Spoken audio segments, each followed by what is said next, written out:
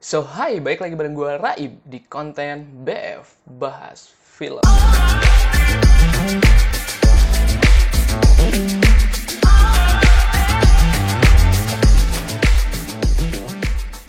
Gimana nih kabar kalian semuanya gitu ya? Semoga kalian sehat-sehat terus gitu ya, walaupun sekarang kita ada di penghujung tahun 2021 gitu loh ya, nggak kerasa gitu.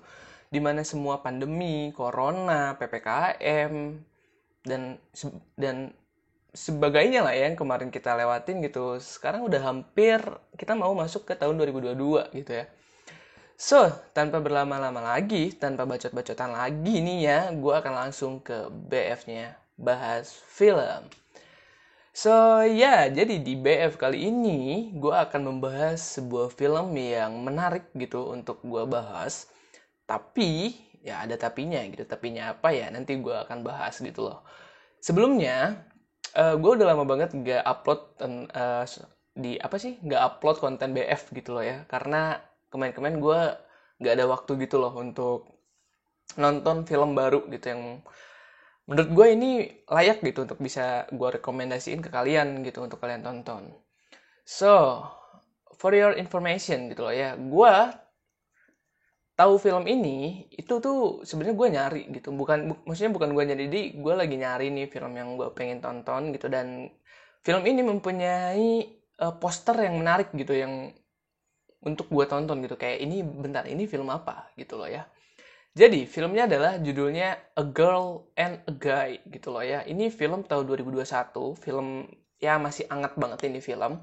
Dan ini adalah salah satu film dari Filipina, dari tetangga kita gitu. Jadi gue mungkin ini adalah pertama kali gue menonton film Filipina gitu ya. Sumpah, ini baru pertama kali gue nonton film Filipina, dan gue jadi tahu apa ya namanya, gue jadi tahu karakter film Filipina tuh kayak apa gitu, bayangan aja gitu, kayaknya film Filipina tuh kayak apa gitu.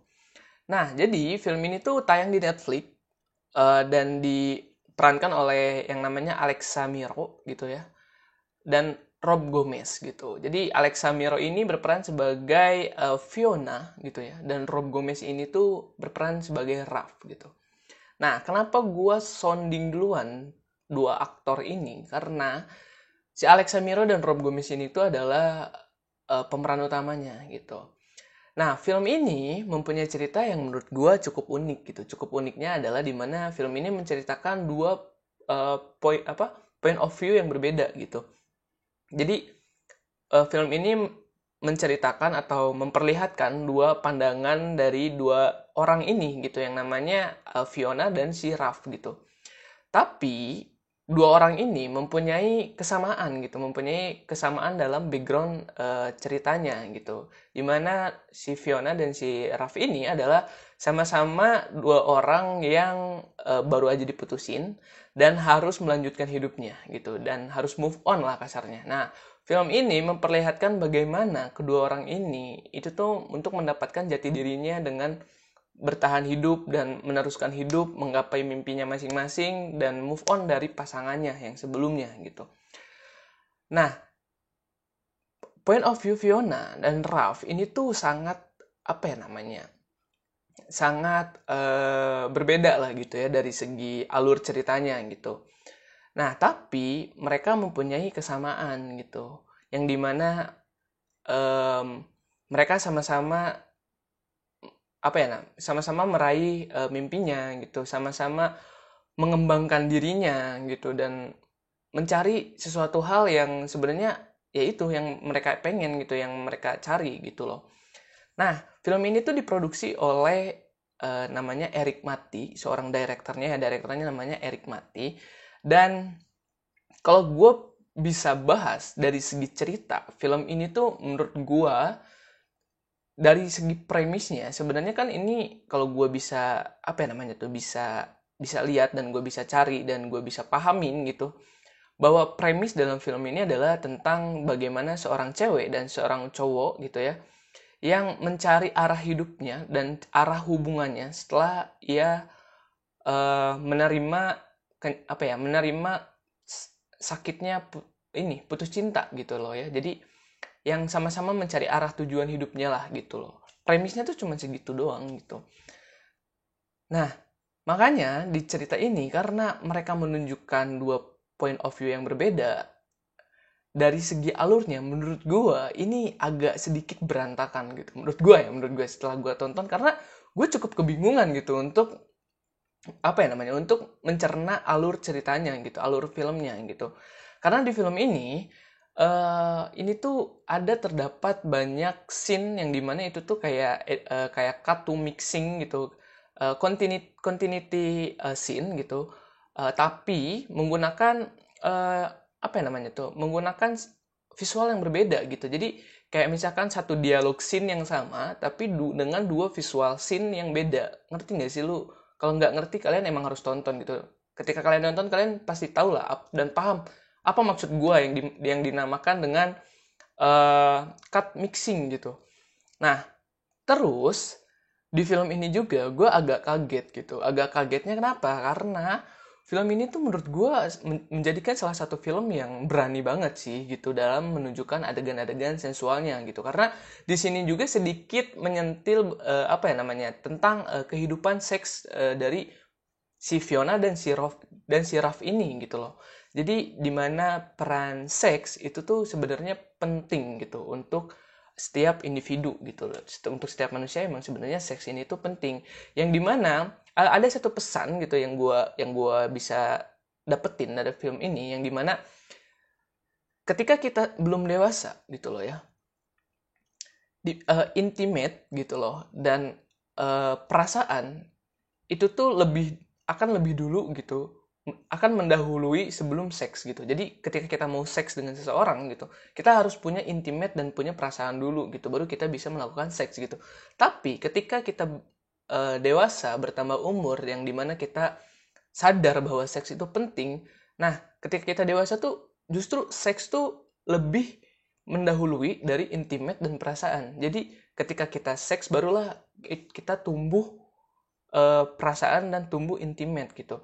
Nah, pesan itu gue dapetin dari point of view-nya si Raf gitu, dimana setelah dia putus gitu, dia mencoba untuk menjelajahi semua tubuh wanita gitu loh. Kayak dia nge-sex sama cewek ini, dia sama si ini, sama si ini, dan si ini. Sampai ada satu cewek namanya Mela, dimana Mela ini tuh adalah bosnya di kantor, yang dia menjalin hubungan ya kalau bisa dibilang FWB lah ya gitu, karena si Melanya ini tuh sebenarnya punya pacar gitu, tapi selalu ngebray gitu loh ya sama si Raf ini, yang dimana jadinya si Raf ini tuh baper, dan ada satu momen yang si Raf ini tuh cemburu gitu, karena udah baper cemburu dengan Andrew, dimana si Andrew ini tuh adalah pasangannya si Mela gitu. Nah, untuk di sudut pandangnya si Fiona, seks ini tuh menjadikan tidak terlalu penting justru gitu. Dimana si Fiona ini tuh lebih dimana si Fiona ini tuh lebih picky gitu, lebih memilih gitu. Ketika dia ingin ngebray gitu ya dengan orang gitu, dengan orang yang baru gitu. Bahkan di sini juga diperlihatkan gitu bahwa si Fiona ini tuh mencari beberapa orang dengan menggunakan dating apps gitu loh ya. Secara keseluruhan ceritanya ini tuh sebenarnya menarik karena menonjolkan dua point of view yang berbeda, tapi karena dua point of view yang berbeda jadinya menurut gue dari segi transisi alurnya gitu, ini terasa menjadi lebih kasar gitu, dan sehingga ya tuh nggak rapih aja sih menurut gue gitu, dan menjadikan ya yang seperti gue di awal tadi bilang gitu, menjadikan bingung gitu untuk mencerna alur ceritanya gitu loh. Dan di sini juga terutama di point of view-nya Fiona ada beberapa ada beberapa eh, awalan dari sebuah koneksi atau dari sebuah hubungan si Fiona ini, yang dimana film itu memperlihatkan proses awal mulanya, tapi proses endingnya tuh kayak tiba-tiba udah aja gitu, kayak ngegantung, kayak nggak dijelasin gitu loh gitu. Jadinya kayak bertanya-tanya gitu, kayak ini kejelasan si Fiona sama si ini gimana gitu. Terus balik lagi sama si A kayak gitu kan, terus sama si B sama lagi gitu kayak gitu. Jadinya kadang kita tuh jadi kayak ngegantung gitu loh, kayak jadi sebel gitu loh, ini kejelasan si Fiona sama si cowok ini gimana gitu, karena ngegantung kayak udah aja gitu, nggak diceritain lagi gitu gimana endingnya, gimana akhirnya gitu, kayak cuman bener-bener transisi gitu. Nah, yang menjadi menarik juga di film ini tuh adalah di apa ya, dimasukkan gitu kondisi yang sebenarnya gitu di tahun 2021 di mana ada corona menyerang gitu.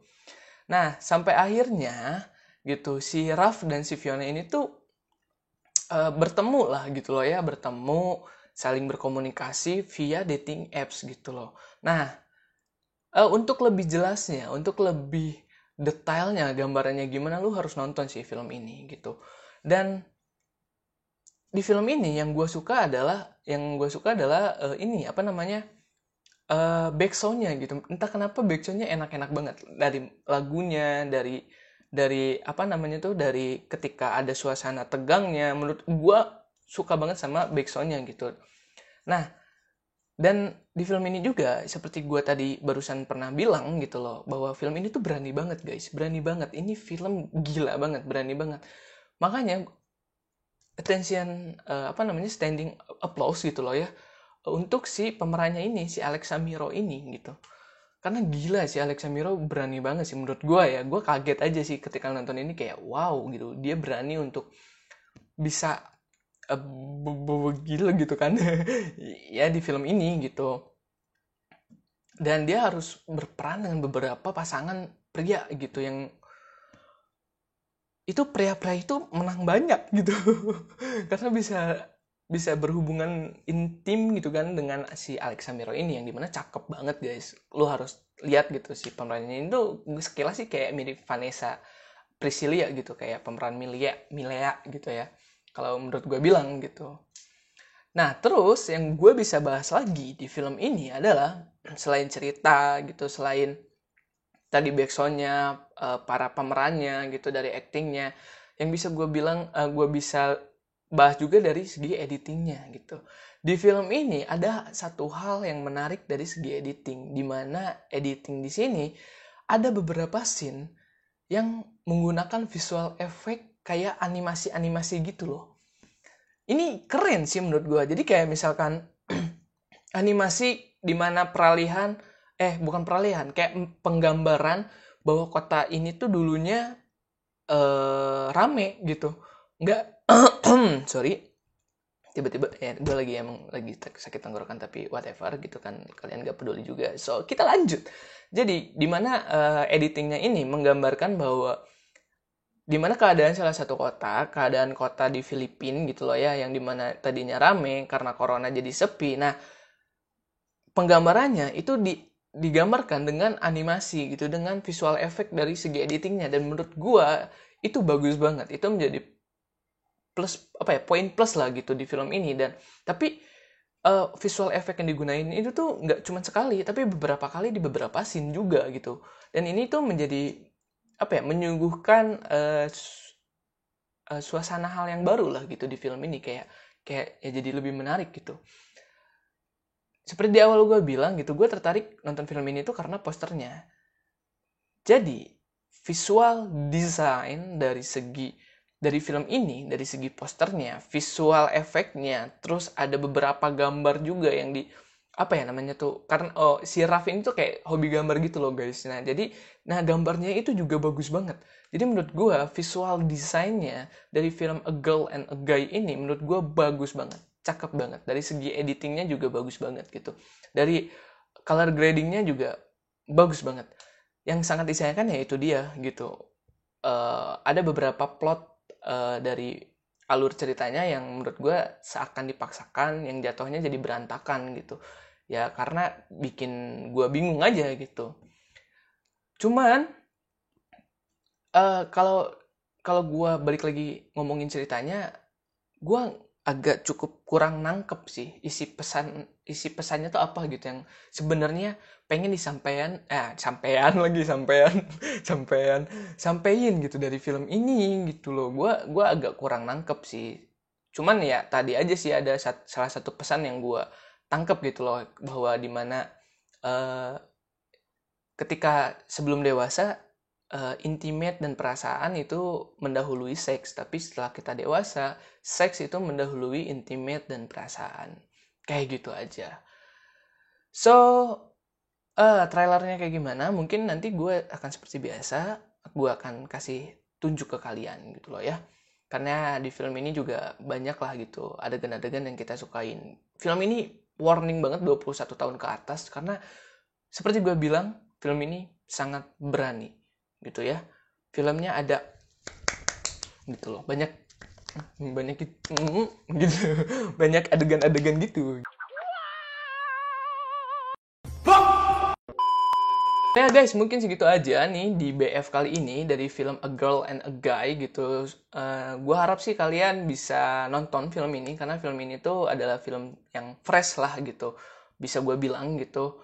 Kalian harus fokus nontonnya karena filmnya menurut gue plotnya agak berantakan. Jadi kalau kalian gak fokus nanti akan kebingungan kalian untuk mencerna dari segi plot ceritanya sendiri. Jadinya mungkin ceritanya tidak akan terlalu sampai gitu ke kalian. Apa yang pengen disampaikan di film ini ya nggak akan terlalu sampai kalau misalkan kaliannya nggak fokus gitu. So mungkin sekian aja. Thank you banget yang udah nonton. Sorry banget kalau misalkan ada beberapa ketidakpahaman atau kurang dari segi pembahasan gue untuk membahas A Girl dan a Guy ini. Semua yang gue omongin ini menurut opini gue dan menurut kemampuan gue gitu sebagai gue mahasiswa film gitu ya. Jadi see you di BF selanjutnya gitu loh ya. Buat kalian yang mau nonton, linknya ada di deskripsi. Gua Rai pamit. See you next time. Bye-bye.